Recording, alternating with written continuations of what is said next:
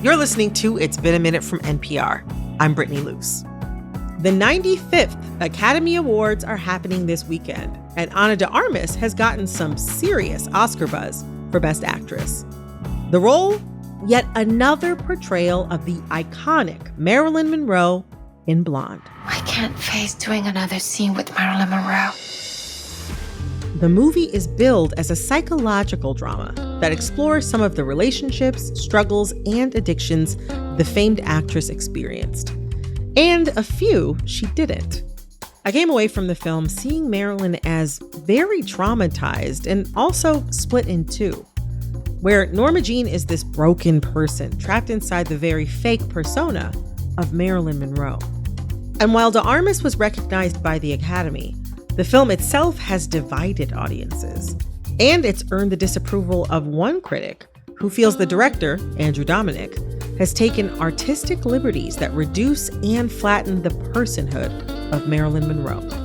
You can tell through his interviews, through the film itself, this man does not like Marilyn Monroe. He doesn't like her art. He doesn't respect her. Critic Angelica Jade Bastién is a Marilyn expert, a Monroe master, and she's here to help us separate fact from fiction. There's enough quotes of things she actually said. I don't know why people keep making stuff up. Angelica wrote a piece for Vulture called The Hollow Impersonation of Marilyn Monroe, about Hollywood's multiple failings to portray the late icon. So today, we're dissecting the mythology and timeless intrigue of Marilyn.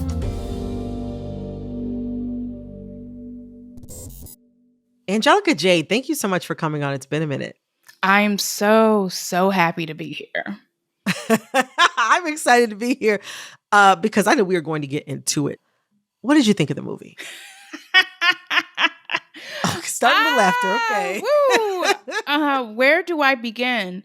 I have not hated a movie with every cell in my body, every ounce of my spirit, the way I hate Blonde. I thought it was self-indulgent in terms of its cinematography. The performances were arch caricatures. And I thought Ana de Armas' performance especially was insulting. And it just didn't highlight any aspect of this character's humanity beyond trauma and victimhood. You watch 15 minutes of an actual Marilyn Monroe performance. Ooh, do you feel the breeze from the subway? Isn't it delicious? And you put it next to what Ana de Armas is doing.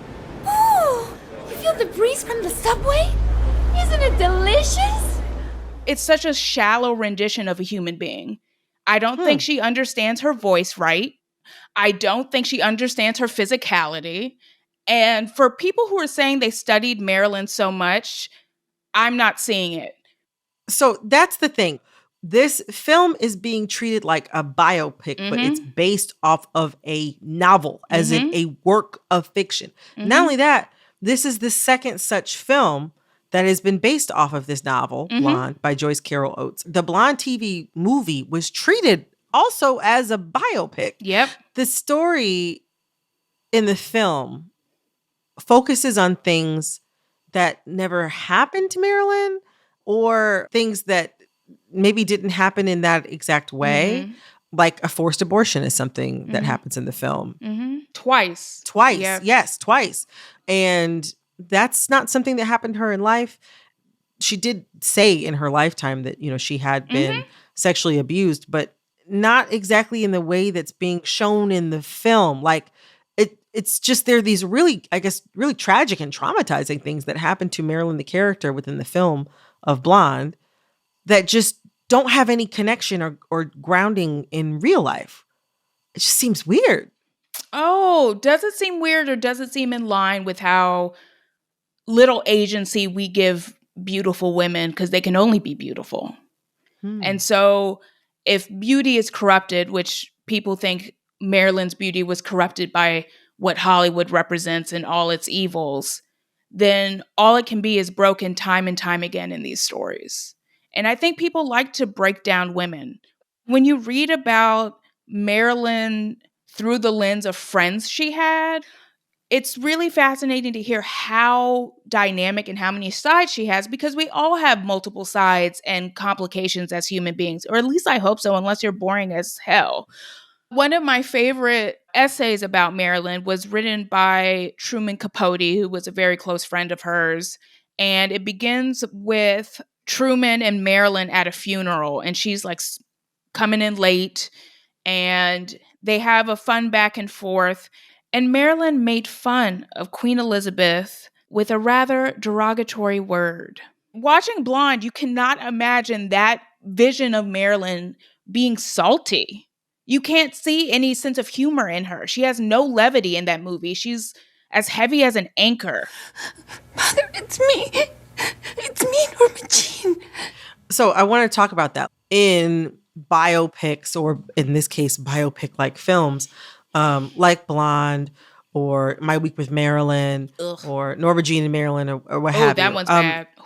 I feel like, and you say in your piece, Marilyn Monroe has never been played well by any actress, even though some of the actresses who've played her are really talented. They are really talented. Yeah, definitely. Why is Marilyn so hard to play and get right? Ooh, I can get into acting. There's multiple reasons for this. One, I think, because the fictions about Marilyn are so entrenched and end up being like the force behind all of these films, these women aren't really given roles that are interesting. It's not an interesting rendition of a character. We see this fiction really take hold, that Norma Jean was a little girl within the blonde bombshell of Marilyn Monroe, who was all fiction. But I also think it's an acting thing, because acting goes through different movements throughout film history. And I think a lot of modern actors kind of look down on actors from classic Hollywood as just being personas, but not actually doing actual work with craft. And so there's a sense that there's some condescending nature to a lot of these roles. Like, oh, well, she wasn't acting. She was just being herself, and she was just being beautiful. All I think is Marilyn Monroe understood her angles. Marilyn Monroe understood how to interact with the camera. So a lot of actresses, I think, kind of look down on Marilyn as a human being and as a character they may play, because they don't respect her as an artist. They don't think of her as an artist in the first place. They think of her as a tragedy and a cautionary tale. And human beings are more complicated than their endings a lot of times. Why is it that Hollywood decides to reward playing Marilyn when it didn't really reward her in her lifetime? Because Hollywood loves to cannibalize its own past while misunderstanding it very intensely. I mean, point blank, period. That is how that industry works. And if they can like take a dead body and animate it long enough to get some money, to get some acclaim, to make it seem like Hollywood has progressed, part of the reason we keep going back to Marilyn in these movies is like, see how bad actresses used to have it? Y'all should be lucky. Y'all aren't getting casting couched and whatever. And it's like, no, all of this stuff that harmed Marilyn is still going on. What are you guys talking about? Hollywood is always misremembering its own past in a way that's, I think, really indicative of American culture as a whole, because America as a country is built on forgetfulness of its own sins. It's not surprising. Pulling out from on-screen depictions of Marilyn Monroe, she's a cultural icon in the grandest sense. An interest in her story has endured for decades. What are the tropes or stereotypes that comprise the Marilyn mythological canon? The Marilyn mythological canon. There's a really big obsession with tying the gynecological, namely her inability to have a child. She had miscarriages in her life. And that, alongside the fact that her mother dealt with mental illness, is the reason why this woman is mad. Because even though she's a goddess and beloved by many, she can't fulfill an essential aspect of womanhood in the minds of these writers, which is having a child. It's honestly a little galling. There's also an obsession with madness, because this culture loves to watch white women unravel really dramatically.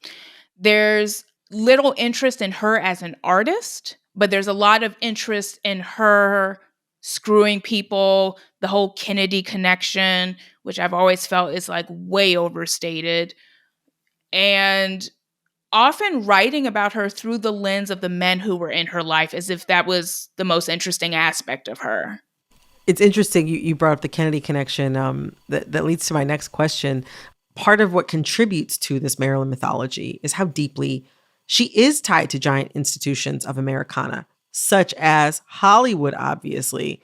In bringing up the Kennedys, you brought up another, but could you lay out some of those touch points, these institutions, American institutions that Marilyn's so connected to, that really make her, for some, an image of Americana? I think one reason Marilyn endures and is so fascinating to a lot of people is that she exists at the nexus of a lot of very important things. Politics. Then there's also, obviously, Hollywood, but also mid-century American literature. She was friends with like Carson McCullers. And then there's also the aspect of, people's obsession with psychiatry, people's obsession with method acting. She was at the actor studio. She's like intersecting with all these major artists, people, movements in a way that's like super fascinating to imagine her in these spaces, but also allows writers an interesting vantage point into essentially American ideas, institutions, movements, people.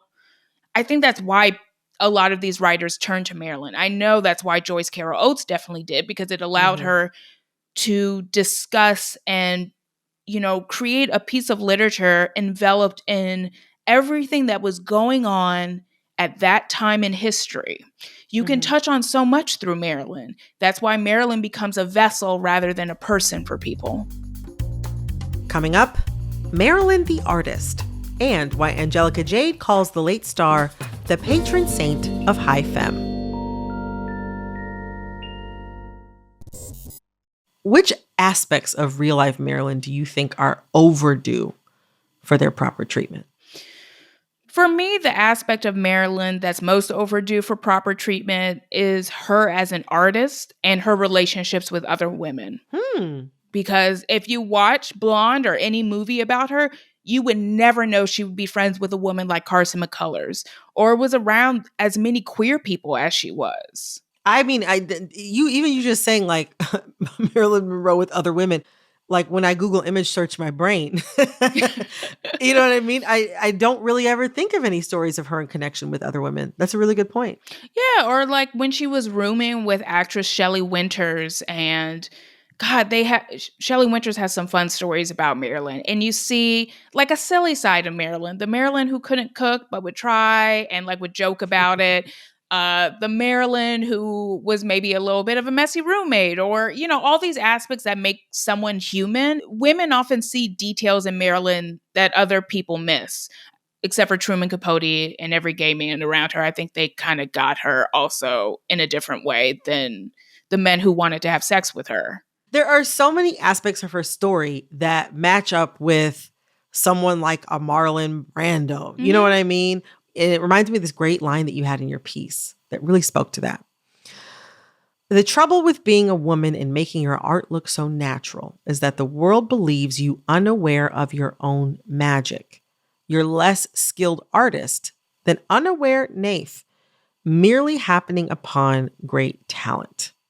Talk to me about that line. There's some times when you write something and you're like, yeah, baby, this is it. The reason why I wrote that bit of my essay was because it just became really glaring to me with Blonde what was functioning in all these works underneath the surface.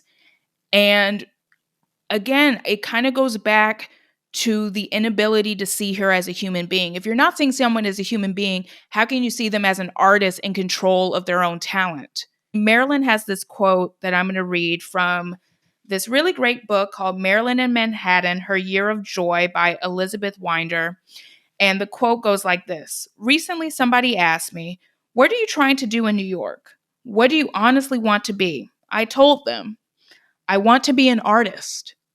That is essential to understanding Marilyn. she cared deeply about art and filmmaking and photography.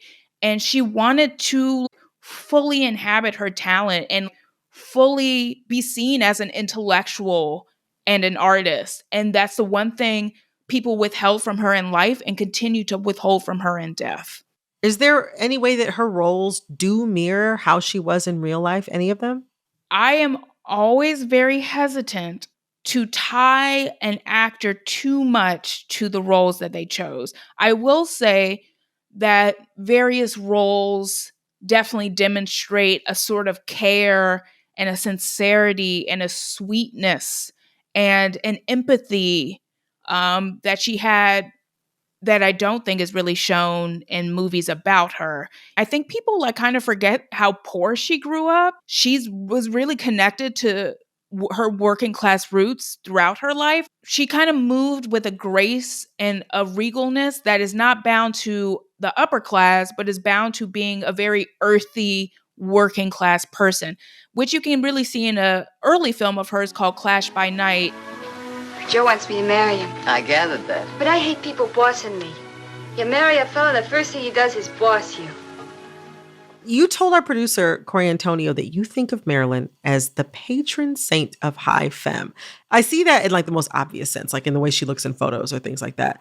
But also like how other high femmes dress up as her on Halloween, or like even just the fact that other people I think that could also be thought of as patron saints of high femme, like Mariah Carey. Yes. I mean, Mariah Carey owns Marilyn's piano, and there's like a whole chapter about that in Mariah Carey's autobiography.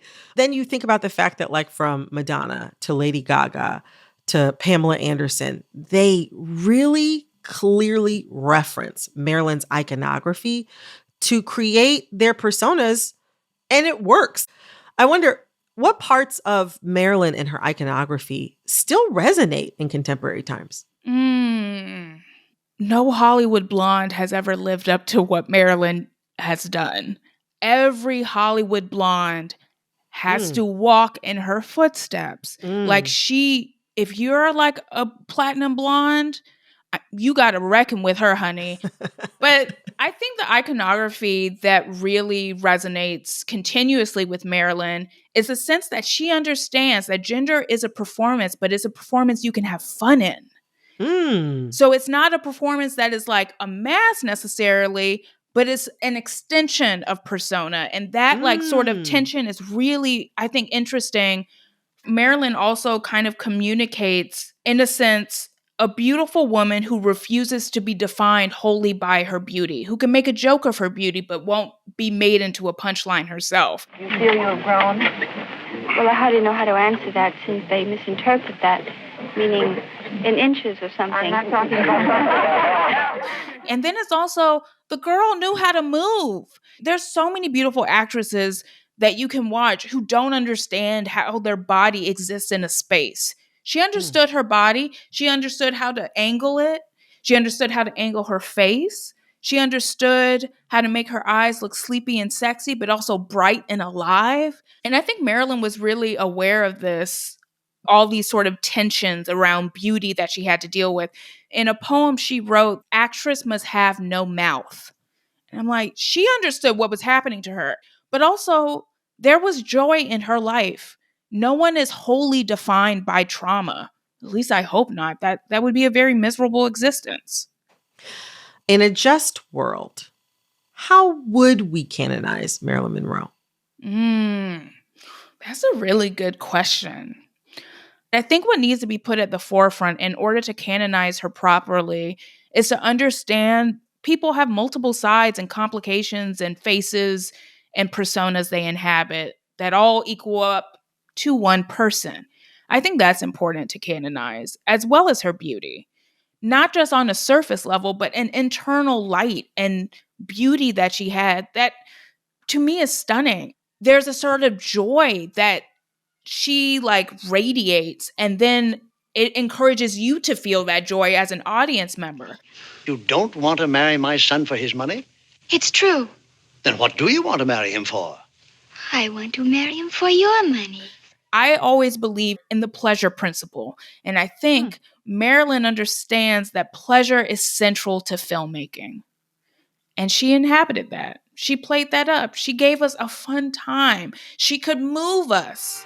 And when I woke up, I wanted to swim right back to you. She's not a high femme that feels untouchable and unapproachable. She's a high femme that reminds you of your own humanity and fleshiness in a really intriguing way. Where is that Marilyn? Well, I mean, your guess is as good as mine. Angelica Jade, thank you so much for coming on and talking with me about the legacy of Marilyn. You told me a bunch of stuff I didn't know. And I love old Hollywood, but you know what's going on. You are in the know. It was a pleasure to be here. Thank you so much for having me on. That was Angelica Jade Bastién, critic at New York Magazine, where she wrote the hollow impersonation of Marilyn Monroe for Vulture.